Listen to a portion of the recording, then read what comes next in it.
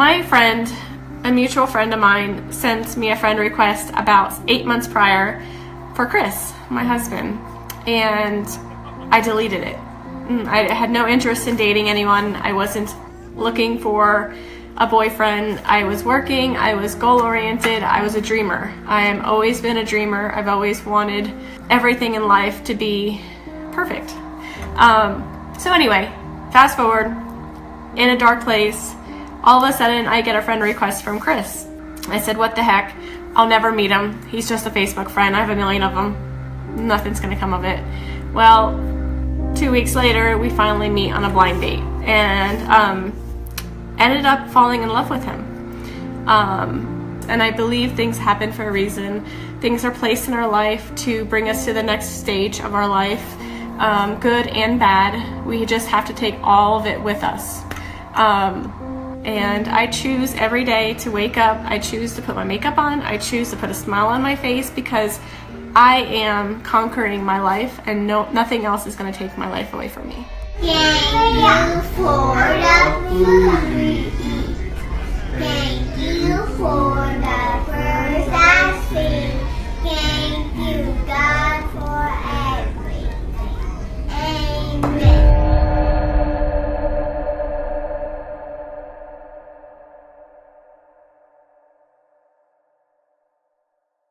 Please pay attention to the following notice to ensure your viewing experience remains coherent. All case details provided in this documentary have been taken from the 2,000-page redacted case file pertaining to the investigation of Christopher Lee Watts, released to the public on November 21, 2018 by the Weld County District Attorney's Office. In addition, we have also used other reputable media sources that have reported accurate information in regards to the case, of which can be and have been cross-referenced with the officially released case documents. Due to the wide coverage this story received, vast amounts of case information has been made public. After carefully reviewing all the available information, we have attempted to compress and produce the most robust documentation of the case as is possible. We have done our best to provide you with the most accurate timeline of events, whilst incorporating as much relevant information as possible. Running concurrent with the main story detailing the case, you will be shown periodic screenshots of personal phone records and internet data, which were obtained by authorities to assist them in their investigation. When these screenshots are displayed, we will provide you with a short summary of their content.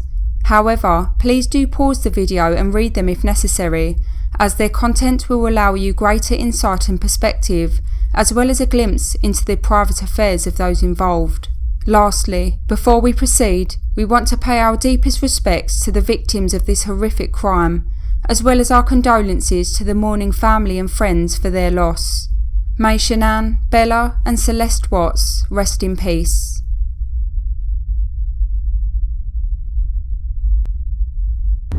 My daddy is a hero. He helps me grow up strong. In 2009, Shanann Catherine Muzek and Christopher Lee Watts met in North Carolina after being introduced to each other by a mutual friend through Facebook. At the time, Shanann, who suffered from the autoimmune disease lupus, was struggling to control the symptoms of her disease and had been recovering from a recent divorce. This left her reluctant to pursue any other potential relationship so soon, but she ultimately decided to meet Christopher, and a relationship would eventually blossom between the couple.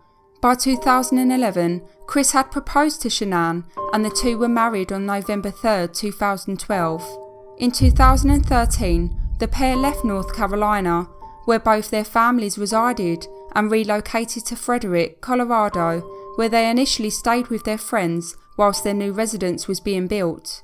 By May of 2013, they had finally moved into their $400,000 suburban home, 2825 Saratoga Trail. Later that same year, on December 17th, Shanann gave birth to their first child, Bella Marie Watts, with the assistance of fertility medication. This was due to Shanann's lupus disease, as prior to their attempts, doctors warned Shanann that she may be unable to conceive naturally. By all accounts, Shanann and Chris were wonderful parents and worked hard to ensure their family would continue to flourish.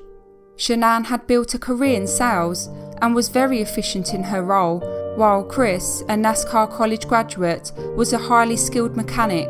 During this period, both Shanann and Chris worked at a Ford dealership located in Longmont, Colorado. That was until January 2015, when Chris landed a new job as a field coordinator at Anadarko Petroleum. Shanann had since too left her position at Ford and now worked in a call centre within a children's hospital. Within the same year, on July 17th, Shanann gave birth to their second baby girl, Celeste Catherine Watts, again with the help of fertility medication. Celeste was born with a narrow esophagus, which required multiple procedures to correct. In addition, both children would eventually be diagnosed with asthma, following years of misdiagnosis from doctors resulting in years of incurred medical bills. As a couple, Shanann and Chris's combined yearly income amounted to approximately $90,000, and they soon began to experience financial troubles. With a growing family, a mortgage amounting to $2,700 a month, years of accumulated medical expenses, and ever-increasing credit card debts, they felt they were beginning to lose control of their finances. To add to their money issues, Shanann soon required neck surgery, which amounted to an additional $25,000 in medical costs. The pair would consequently file for bankruptcy in 2015, claiming liabilities that totaled to a reported $448,820.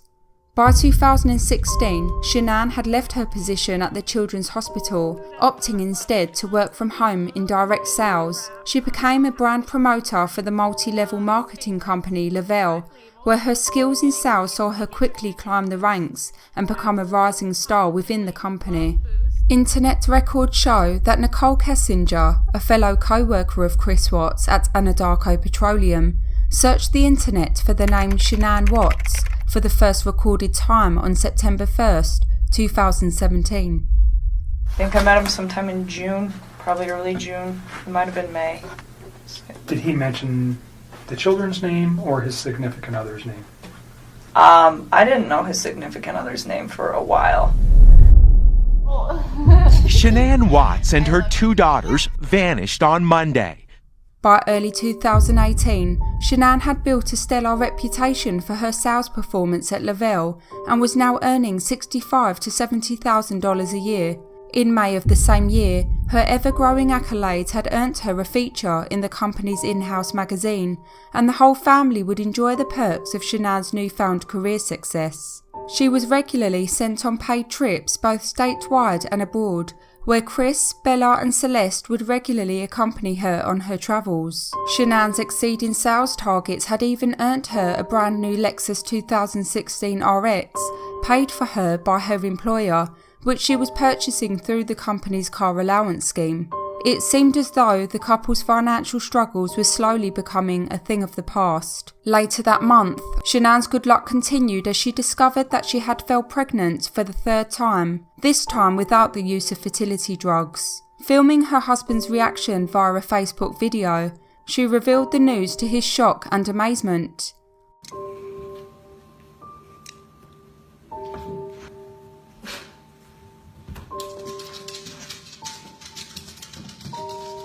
We did it again. I like that shirt. Really? Really? That's awesome. So pink means... That's just the test. I know. It just says the pink is going to be girls. I don't know. Just the test. That's awesome.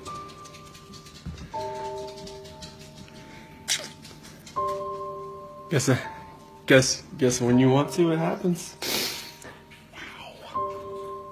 In June, Shanann's employer organised a 5-day trip to San Diego for her to attend a convention.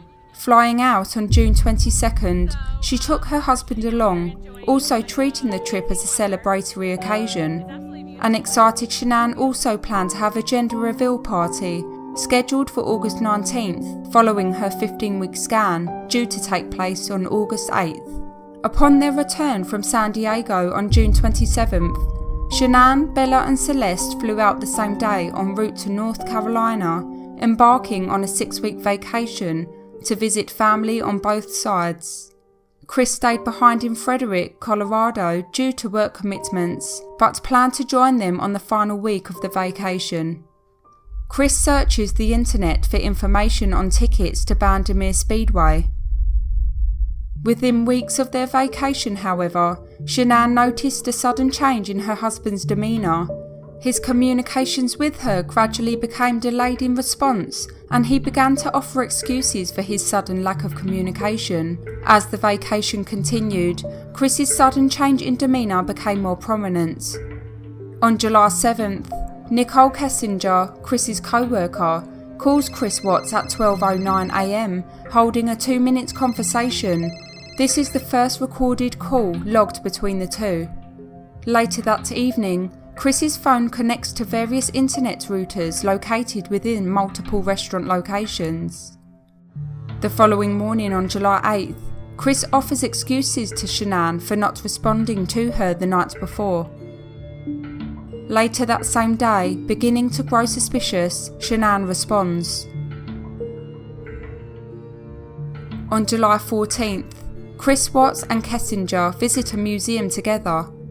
Phone records for this day clearly show Chris's lack of communication with his wife. Shanann's calls are ignored for the majority of the day, whilst Chris prioritised communications with his co-worker, both in person and over the phone. Confiding in friends, Shanann claims that Chris had suddenly become distant and unaffectionate. In contrast, however, he would also send periodic messages of affection, leaving Shanann puzzled. Chris soon revealed that his feelings had changed towards her, their marriage and even their unborn child. Shanann became increasingly worried about the future of their marriage. On July 17th, Shanann was sure to FaceTime Chris during Celeste's 3rd birthday party to lift his spirits. She even suggested that they both consider marriage counselling in order to salvage their relationship, but Chris refused such intervention, leaving Shanann feeling helpless and confused. On July 18th, a day after his daughter's 3rd birthday, it is apparent through Chris's phone activity that he and Miss Kessinger's relationship had now progressed into an affair. Chris transfers a large number of images from his phone gallery into a secret calculator application on his phone. Watts also uses Google to search for vacation rentals. Days later, on July 20th, Chris continues to transfer images into his secret app. The following day, he and his mistress go out for the evening to Bandimere Speedway and the Rooftop Tavern in Morrison. On July 22nd, Chris searches for what we can assume are potential activities that he and Miss Kessinger can partake in. This search performed by Miss Kessinger on July 24th would suggest that she is fully aware of the position both herself and her lover Chris Watts are in.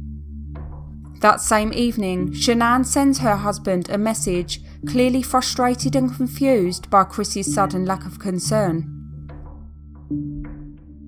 On July 25th, following a short conversation with his wife, Chris spends almost 3.5 hours searching the internet on the topics related to when to say I love you. That same day, Chris holds a 23-minute conversation with Shanann and receives a voicemail from his mistress during the call. After the call ended, he promptly calls Miss Kessinger back for a short conversation. After checking the weather at sand dunes, he then calls her back. The following day, on July 26th, whilst on an 18-minute call with his wife, Chris simultaneously transfers nude images of Nicole Kessinger into his secret app. On July 28th, Chris Watts and Kessinger spend the night together at the Great Sand Dunes. Chris's July 30th web activity suggests that he is in a highly emotional state following his recent getaway with his mistress, Miss Kessinger. On July 31st, before his flight to North Carolina, Chris transfers a number of images and videos into his secret mobile app. After being away from his family for 5 weeks, Chris flew to North Carolina, initially in high spirits to finally be with his family. This rare show of affection may be due to a mix of emotions caused by both his recent extramarital activities and excitement to see his children after 5 weeks of separation. Chris's affection continues as his mood remains lifted. It was later noted that following Chris's initial excitement upon his arrival, he then became quiet, distant and disinterested as the week progressed. On both the 2nd and 3rd of August, Chris transfers images, which have since been identified as nude images of Miss Kessinger, into his secret app. Amongst the images was a picture of a necklace, presumably a potential gift for his mistress. On August 4th, Nicole Kessinger searches Google for wedding dresses. She also searched for the Facebook accounts of both Shanann and Chris. As the week continued, Shanann grew increasingly frustrated and suspicious of Chris's ongoing attitude towards their marriage. North Carolina. Go back to North So, North Carolina. So, he still made very frequent communication with me when he was out there. And at one point, he told me that they sat down and they talked about it, and he told her that he wanted to either fix things or to try to fix things, and if she didn't want to fix them, then they needed to move forward with the separation and actually file for a divorce at this point was the impression that I got from this, and was what he told me. And so he said that she was pretty receptive to just not trying. He was she seemed like she just wants me to go. He's when she has her mind made up, she has her mind made up, and that's what she wants. And he's she doesn't want to try anymore. And he's and neither do I really. And he was it's done. By August 6th, Shanann is now highly suspicious of her husband's demeanour. On August 7th, the day they were all due to fly back home to Colorado, Shanann confided in her friend Addie that Chris wasn't himself. Via text message, she stated, quote, "Chris told me last night he's scared to death about this 3rd baby, and he's happy with just Bella and Celeste and doesn't want another baby." She said, "He has changed. I don't know who he is." And that, "He hasn't touched me all week, kissed me, talked to me, except for when I'm trying to figure out what is wrong." The following day, on August 8th, in the hours before her 15-week scan appointment, scheduled for 7 p.m. that evening, Shanann contacted close friends in order to inform them that she would be cancelling the planned gender reveal party. Shanann's friend Taylor contacted her for clarification of this sudden change of heart. In response, Shanann replied, "Chris said we are not compatible anymore. He refused to hug me, said he thought another baby would fix his feelings, said he refused couples counselling." Chris's responses to friends regarding his unborn child would suggest he was excited about the ultrasound, a far cry from what Shanann had been alleging to her close friends. Kessinger's web history is highly suggestive. Shanann's scan revealed that she was pregnant with a baby boy. She revealed to a chosen few friends that his name would be Nico Lee Watts. Upon her return home that evening, Shanann and Chris had gotten into a marital discussion that ended with reconciliation. This can be gathered by Shanann's phone activity, initially portraying emotional defiance being faced with the prospect of becoming a single mother, which is then contrasted by her Google search on the topic of couples therapy. Shanann's now optimistic tone regarding her relationship can be seen in her messages to friends the following day. On August 9th, Shanann flew out on a business trip to Arizona with close friend Nicole Atkinson, whilst Chris took care of Bella and Celeste at home. Shanann was in good spirits following her and Chris's recently improved communications, which can be seen in her now hopeful messages to friends. Shanann even wrote her husband a letter expressing her emotions in hopes of prompting a response from him. Chris then sent Shanann a somewhat puzzling and disturbing photo message, which notably left her confused. Later that day, Chris continues to transfer semi-nude images sent by Nicole Kessinger. Ignoring his previously baffling picture message, Shanann's optimism continued on to the next morning on Friday, August 10th, where she sends a loving morning message to Chris and her daughters whilst en route to Arizona. Please pause if you care to read this message in its entirety. Later that morning, Chris messaged friend Jeremy Lindstrom to ask if his daughter was available to babysit Bella and Celeste the following evening on August 11th. He claimed he had won tickets to a Rockies game taking place and wished to attend. His daughter was happy to oblige. August 11th. Kessinger spends 45 minutes searching the internet on topics related to anal sex. This progressed into watching pornographic videos. It is noted by investigators that this type of internet activity was not a new occurrence in regards to Miss Kessinger's private browser history. Did he ever mention a Rockies game that night? No, I don't think so. But the Broncos were playing. Okay. So he had to get a babysitter that night. He came to my house. We drove my truck. So you guys take your 4Runner to the Lazy Dog. Yep. And then we left. So Saturday, yes, we went out. He had the babysitter. He went home. Waking up on August 12th, the morning of the day she was due to return home, Shanann sends another loving message to her husband. Missing her daughters greatly, she asks Chris to send her photos of them both. These two pictures would be the last known images of Bella and Celeste alive.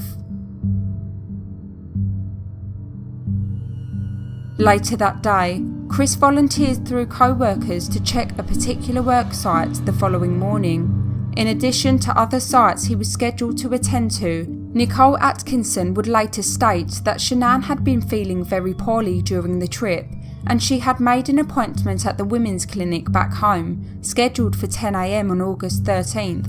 Shanann and Nicole were due to land back in Denver at 11 p.m. that evening on August 12th, but due to a flight delay, the pair landed at Denver International Airport in the early hours of August 13th. Nicole then drove Shanann to her residence, where she entered her home at 1:48 a.m. This would be the last time Nicole saw her friend alive.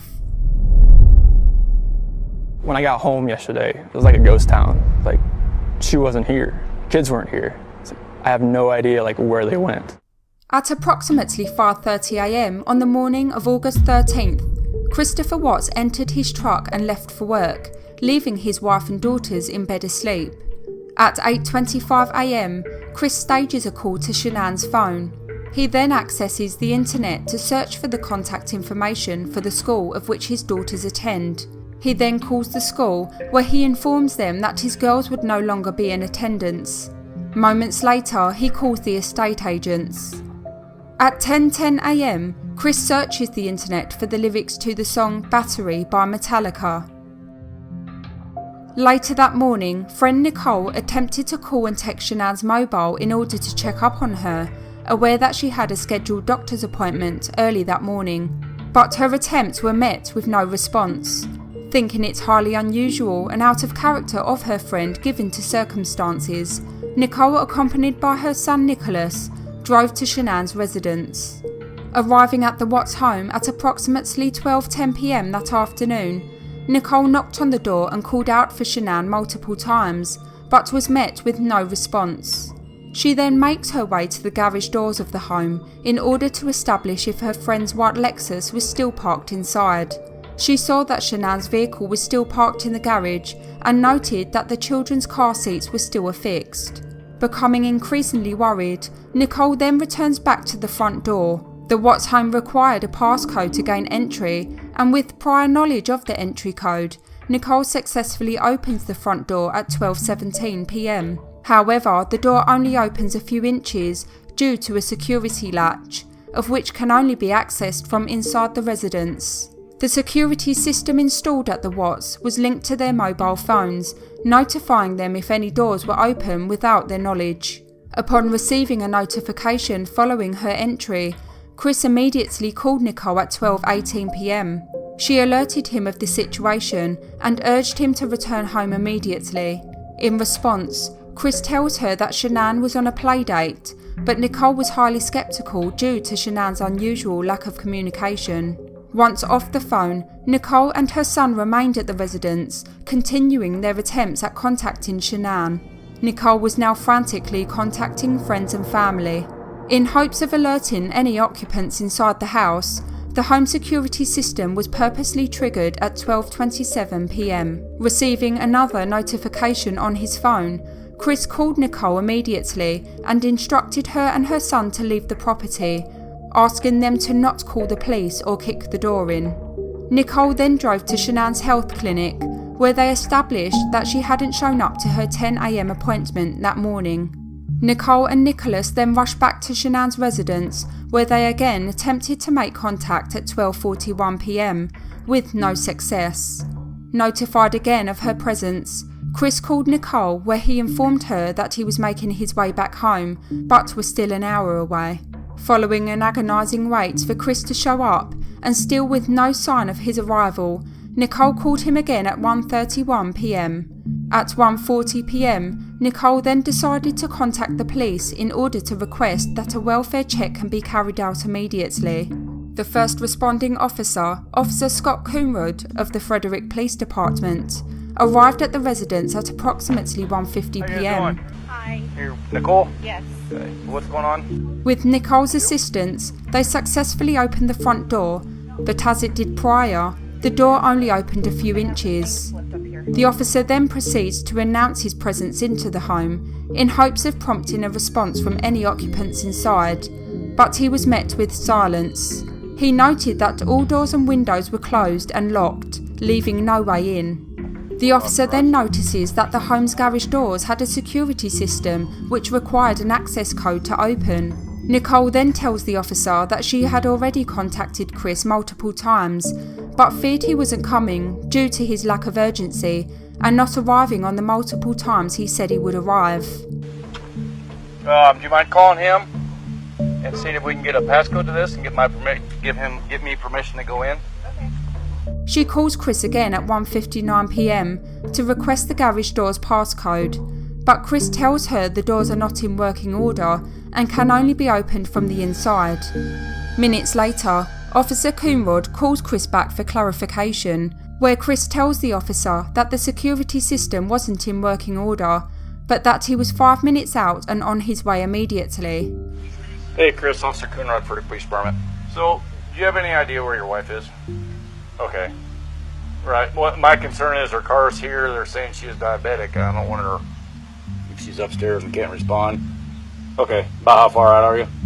Okay. All right. Minutes later, as the officer was preparing to breach the front door, Chris's truck arrived on the driveway. Using his garage door opener to gain access to the home, Chris then gave consent for the entire home to be searched. Shanann, Bella and Celeste were nowhere to be found. After venturing upstairs, Chris returned to the officer holding his wife's wedding ring, claiming he had discovered it on a nightstand located within the master bedroom. Shanann's phone was discovered in between cushions of an upstairs sofa. Nicole was quick to mention that it was highly unusual for her friend to leave without her phone due to the nature of her work. Chris told the responding officer that his wife arrived home at approximately 2 a.m. earlier that morning, whilst he and the children were asleep. He stated he had woke up at 5 a.m. to get ready for work, at which point he and his wife got into a discussion over marital issues. He then stated that after backing his truck up to the garage to load his tools, he left his home at 5:27 a.m. for work, leaving his wife and kids in bed asleep. He told the officer that Shanann had told him that her and the children were going to a friend's house later that day, but he had no idea who the friend was or when she would be returning. He said he was the only operator present on his job site, located nearby Hudson, for a few hours that morning. Soon after, Officer Coonrod received a call from Shanann's mother, Sandra Ruzek, where she expressed her concerns regarding Christopher's involvement. Officer Coonrod then called for the assistance of Detective Dave Barmhover. Upon his arrival, Detective Barmhover again asked Chris to recount the last time he saw his wife. This time, Chris's story changed slightly. He now claims that Shanann had arrived home from the airport at 1:48 a.m, not approximately 2 a.m. as previously claimed. Watts explained that he knew this because a doorbell camera alert was sent to his phone. He now stated that at approximately 4 a.m, not 5 a.m. as previously claimed, he initiated a discussion with Shanann regarding marital separation, which left both parties very emotional. He told the detective that before he left for work at 5:27 a.m, Shanann told him she and the children were going to a friend's house later that day. In his report, Detective Barmhover noted that when he later asked Chris to recall his day again, he added that soon after he awoke at 4 a.m, he left the master bedroom and went to the basement where he worked out for 15 minutes, before returning to the bedroom to speak to Shanann about marital separation. Watts then told the detective that he and Shanann had been having financial troubles and planned on selling the home in order to purchase a smaller property. When asked if he and Shanann were planning to live together, Chris said he would get an apartment somewhere, while Shanann and the girls would move into the new home, where they would both share custody of their children. Chris later informed detectives that he had attempted to contact Shanann at both 7:40 a.m. and 8:25 a.m. earlier that morning, as well as most recently at 2:11 p.m, but received no response. Chris was instructed by authorities to call all nearby hospitals in search of his pregnant wife and 2 children. Authorities then conducted a search of the residence, where they discovered all Shanann's personal effects. Her purse, wallet and medication were all located in the kitchen of the home. They also noticed that the bedding in the master bedroom had been stripped off and bundled on the floor, and both pillowcases and a top sheet were recovered from the kitchen trash can. The bed's fitted sheet remained missing, but the search of the property revealed no signs of foul play. Police reported that Chris's demeanour was nonchalant and, for the severity of the situation, lacked concern.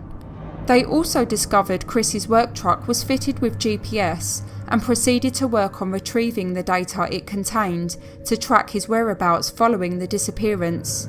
Authorities initiated an immediate neighbourhood canvass, and a statewide BOLO alert was issued to be on the lookout for Shanann, Bella and Celeste.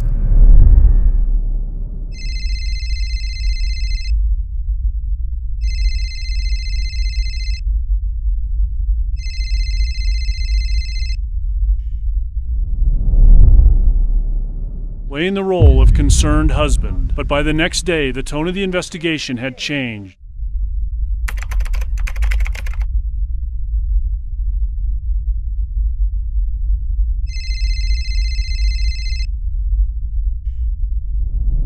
By 7 a.m. the following morning, on August 14th, there was still no sign of Shanann, Bella and Celeste.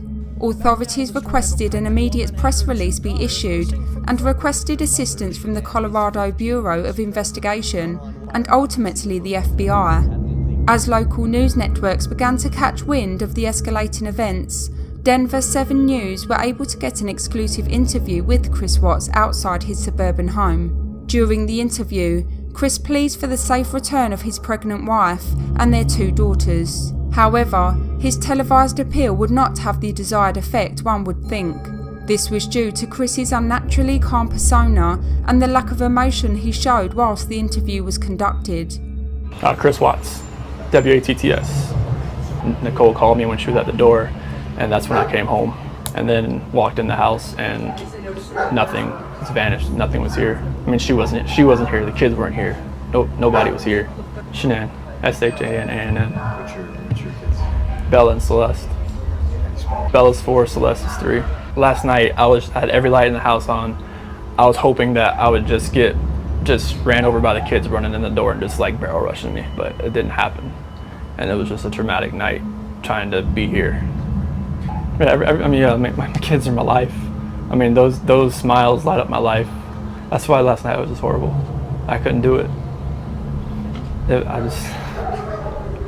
want everybody to just come home. Like wherever they're at, come home. That's what I want. I just want them back. I just want them to come back. And if they're not safe right now, that's what's tearing me apart. Because if they are safe, they're coming back. But if they're not, this has got to stop. Like somebody has to come forward. Shanann, Bella, Celeste, if you're out there, just come back. Like if somebody has her, just please bring her back. I need to see everybody. I need to see everybody again. This house is not complete without anybody here. Please bring it back. That's it. I can take that mic off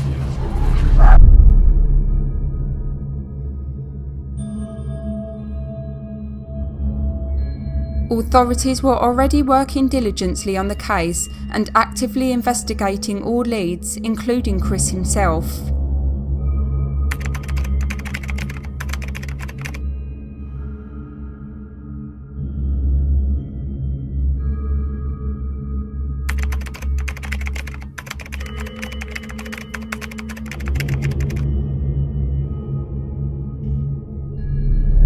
Later that evening, Chris Watts was interviewed by FBI Special Agent Graham Coder. During the interview, Agent Coder asked Chris if he suspected his wife of infidelity and if he himself had been unfaithful. Chris stated that he was not aware of his wife being unfaithful, but that it was totally possible. When asked if he was seeing anyone else, Chris's tone of voice lowered and he responded, "No, I have not done that." He then told authorities that there had been a disconnect in their relationship in recent months and that they had fell out of love with each other, stating that it wasn't, quote, there anymore. Investigators remained highly skeptical of Chris's account of events and the reasons he gave regarding the sudden breakdown of his marriage. They had also commenced interviewing close friends, family, neighbours and co-workers, and began to form a clearer picture regarding the status of Shanann and Chris's relationship, as well as them as individuals. It seemed as though their feelings towards each other weren't as mutual as Chris had been portraying. Another close friend of Shanann's, Christina Meacham, stated that she and Shanann spoke daily, and Shanann had confided in her that Chris had been acting cold towards her in recent months. She said that while Shanann was on a 6-week trip with her children to see relatives in North Carolina, Shanann had called her claiming that Chris wouldn't touch or kiss her anymore. She also revealed to her that Chris did not want the baby she was pregnant with, and that he said he was scared. Such details became a running theme within those who were interviewed. Shanann's parents, Sandra and Frank Ruzek, were very vocal in voicing their concerns about the disappearance of their daughter and granddaughters, and believed that their son-in-law had something to do with it. Following the interview, the FBI informed Christopher Watts that he would need to be included as a suspect in the disappearance of his wife and daughters. The special agent conducting the interview reported that he felt that Chris seemed to be providing statements that were not completely truthful. He asked Chris if he would be willing to complete a polygraph test the following day, to which Chris agreed. A heartbreaking outcome to the story we have been tracking all week, the confession of a father.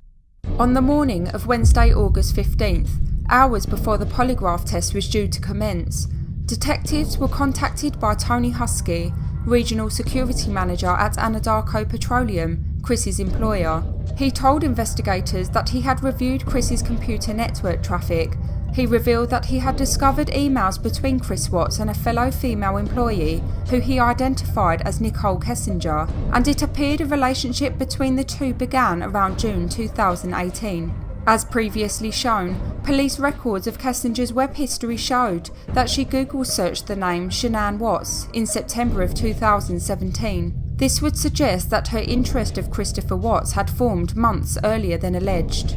Around the same time investigators discovered this new information, Nicole Kessinger herself contacted authorities voluntarily in order to disclose all she knew about Chris and the ongoing investigation. In addition, they now also possessed the GPS data of Chris's work truck, and authorities had immediately begun analysing the new intelligence.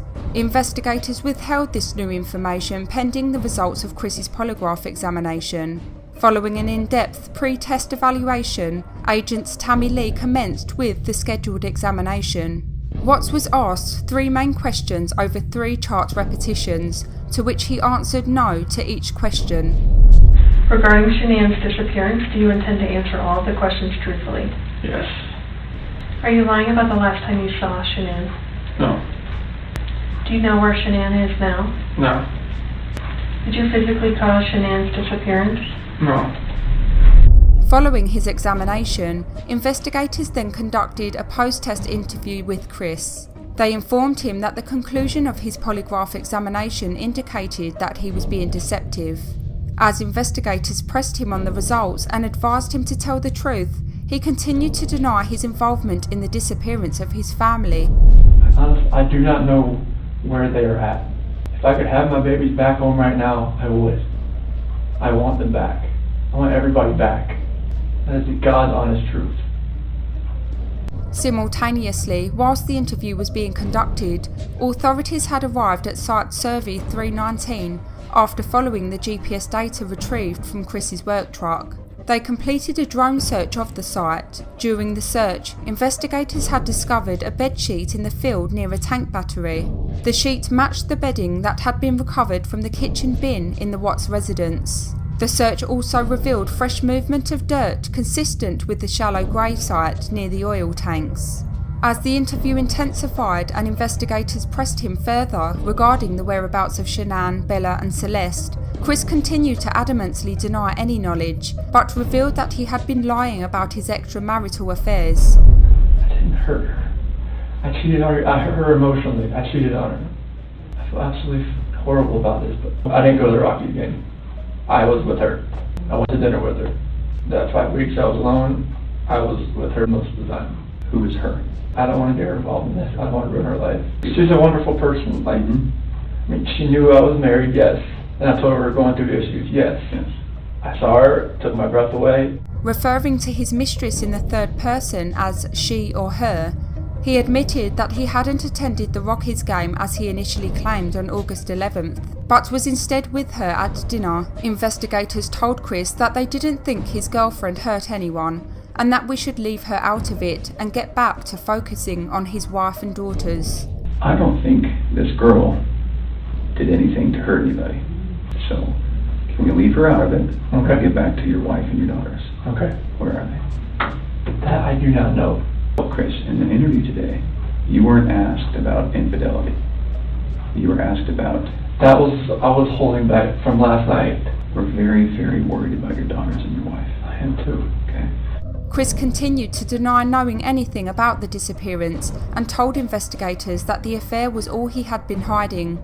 Reminding Chris that he wasn't questioned in regards to his infidelity on the polygraph, they revealed to Chris that they already possessed information regarding his girlfriend, Nikki. Going into that interview today with Tammy, where we strapped you in, we knew all about Nikki, okay? All about her. We knew about Nikki, and so we didn't need to ask you about her in the polygraph. Following 5 to 6 hours of interrogation, Chris began to buckle under the pressure, and after requesting to speak with his father, he stated that he wanted to tell the truth. His story now took a dark turn. He now claims that he and Shanann had got into a heated discussion in the master bedroom, where he told her of his wishes to separate. He said he then walked out of the room and downstairs for a moment to pack for work, and heard commotion upstairs, but thought nothing of it. Shortly after, he returned to the room to speak with Shanann again. He saw via the baby monitor located on Shanann's nightstand that his daughter Bella was laying sprawled out on her bed, with her covers pulled off of her. In a panic, he said he then ran into the bedroom where he saw Shanann over Celeste and actively strangling her, who had now turned blue in complexion. He told authorities that this sent him into a rage and he strangled Shanann to death. He then loaded all 3 bodies onto the back seat of his truck and drove to an oil battery site belonging to his employer, known as Survey 319. He told detectives that he then buried Shanann's body, dressed in a t-shirt and underwear, near 2 oil tanks and dumped the bodies of his 2 daughters, dressed in their pyjamas, inside the oil tanks. Following his confession, Chris was presented with an aerial image of Survey 319 that had been earlier captured during a drone search of the area, where he identified the locations of the bodies. Christopher Lee Watts was taken into custody and held at the Weld County Jail for the murder of his pregnant wife and 2 young daughters. The media storm that followed the arrest only grew in intensity as the police investigation deepened.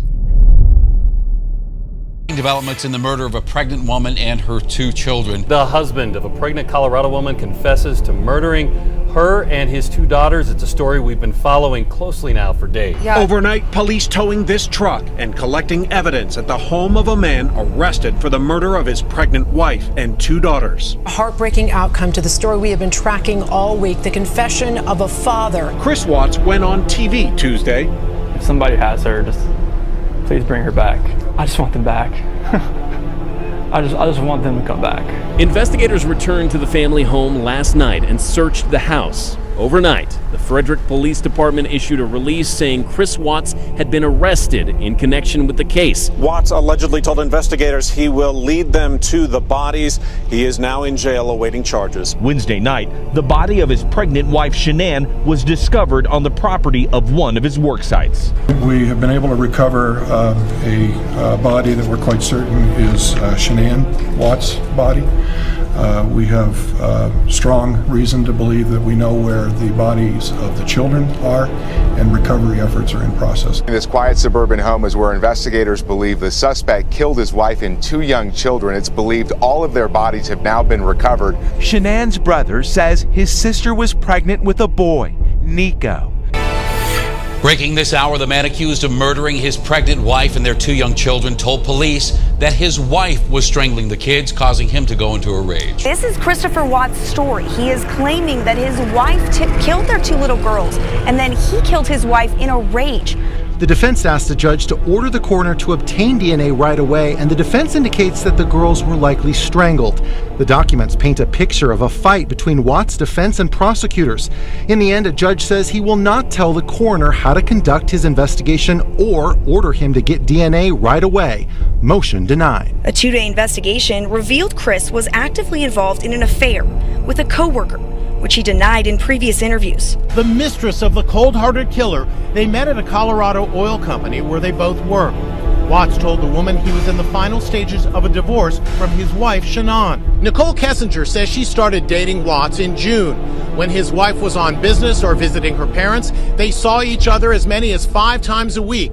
Watts even asked her to help him find a bachelor pad for when he got a divorce. He's the best thing that has ever happened to me. Shanann confided to friends she suspected her husband was having an affair. Nicole says she was shocked to see Watts on TV appealing for his family's safe return. I found out he was still married and his wife was 15 weeks pregnant.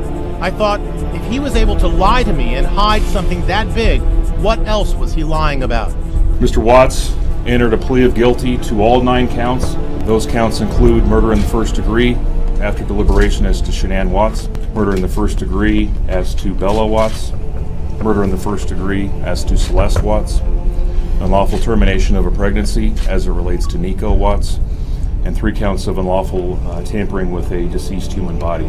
Father of slain Shanann Watts gave an emotional statement venting his anger and grief. You heartless monster, you have no heart or feelings or love.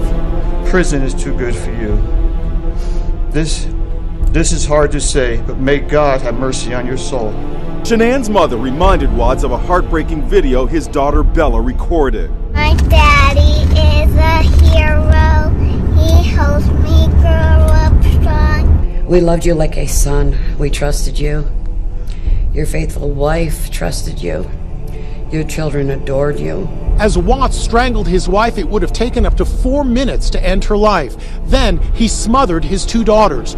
4-year-old Bella fought back as her dad was killing her. Even more shocking, just hours after burying his wife and dumping his daughters' bodies in oil tanks, he was back with his co-workers, acting as if nothing had happened. The court is going to sentence you, sir, to life in the Colorado Department of Corrections with no possibility of parole. The autopsy, carried out by Dr. Michael Burson on August 17th, revealed that the cause of death for both 4-year-old Bella Marie and 3-year-old Celeste Catherine Watts was asphyxiation due to smothering. 4-year-old Bella showed signs that she had fought for her life, possessing bruised gums, a torn inner lip, and having bit her tongue during her fatal attack. Their small bodies were discovered dressed in their pyjamas in the oil tanks. 15-week pregnant Shanann Catherine Watts had also died from asphyxiation, but due to manual strangulation. When her body was discovered in a shallow grave, she was laying face down in the fetal position. In producing this documentary, we specifically chose not to include the full accounts of Nicole Kessinger in order to keep most of the focus on Chris Watts, whilst providing insight into Shanann's frame of mind throughout her communications with both her husband and close friends. Instead, we have provided you with the most relevant information regarding Miss Kessinger's personal communications and web history, as well as her recorded interviews with authorities.